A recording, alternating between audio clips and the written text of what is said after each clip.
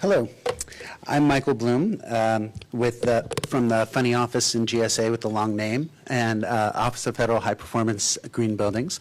GSA is several different roles here. We're owners, we're facility managers, we're purchasers, we're designers, we're testers, and we're even occupants. What I'm going to talk to you about today, I think, there we go, that's me, are two things, translation and how we measure it, or ARIA, and some tools that we use to do so. Our office really has the mission of increasing the frequency of persistent behavior change to achieve high-performance buildings.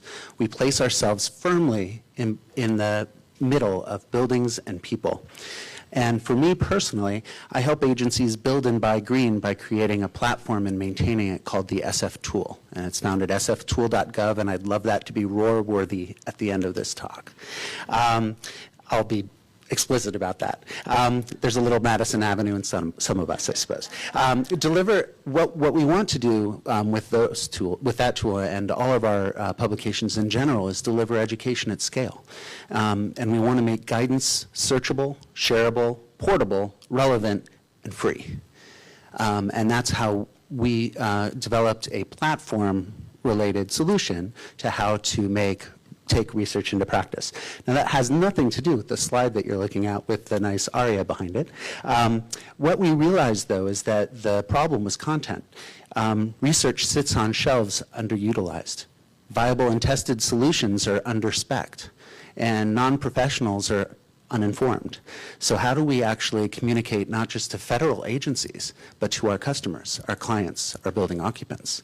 Why not write what we are translating, not only so that other professionals can understand what we're talking about and other tradespeople, but also the occupants and the customers we need to seek to convince to buy them or to live in them. So what we figured out is that if we took, for our purposes, existing research and we took those ideas based by the data and told great narratives about them, written in plain English, so that our main default audience were non-professionals that are part of the decision-making process. We had a nugget, a tweet, something that you could share very easily that wouldn't keep us from putting research into practice. It would effectively let people start washing their hands even if we couldn't prove that cadaver particles were being transferred and responsible for the diseases, to go back to this morning's talk. And what we did is emphasize not just what the problem was, but the how to do it and what not to do. Now, anybody who seeks case studies about what worked best knows that the hardest thing to find are stories about what didn't work.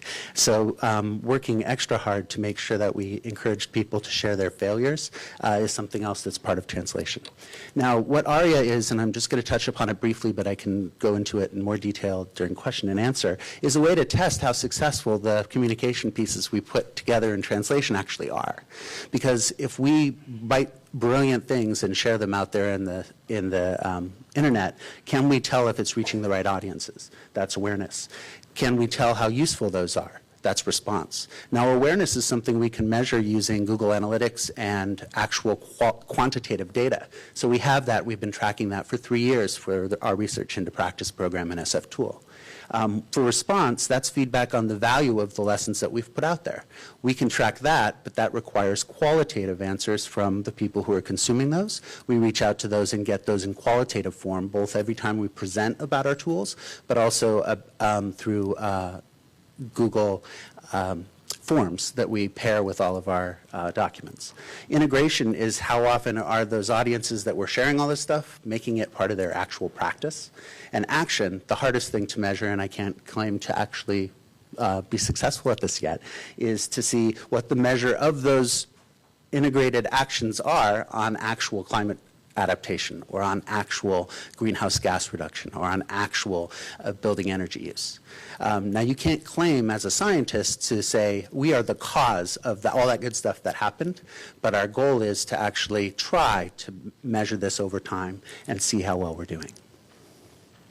Here's some examples of what we've created. Some of you, being in Washington, might have seen this Washington Post infographic that Judy Herwagen, Kevin Kempshire, CBE all collaborated on, talking about, are you in an unhealthy office relationship? This is a whole lot of data, a whole lot of best practices on half a page of a newspaper. It was one of the most impactful things we did. It's very public facing. It's not talking to the converted. Highly recommended strategy. Here's one of our water conservation tips. I talked about nuggets before. What we did is and this is equally applicable to health and materials, but I'm using a water conservation example. When it comes to conservation, there's several different things that you can do. You can talk about the potential. You can talk about sensor-operated toilets, dual flush toilets, lots of toilets. But what we also were able to do is, this is what happens if you click on that third button there. This is just a PDF because we don't print things. If you click on the, it takes us a lot longer to publish though, is if you click on that third button, what you get here is getting the best performance from replacing plumbing fixtures. What did we do? We didn't just talk about the fixtures, we talked about the actual plumbing in an existing building that you might need to pay attention to if you're going to do the good thing of put those new fixtures in. Most people might not know that. Right? And we do tend to focus on existing buildings, but what you see here are some very plain English steps to take. But at the bottom, you have all of the scientific talk about what matters when and the qualifiers. So we don't get in our own way about getting the information out there. Another thing that we did, this is a Plugload example from SF Tool, that we compiled a whole Plugload Management suite. We looked at what needed to be said about Plugload Management, which are the unknown energy hogs, and they also are a problem because nobody actually owns that problem. Facility manager can't tackle that problem without the occupants actually helping him out or her out.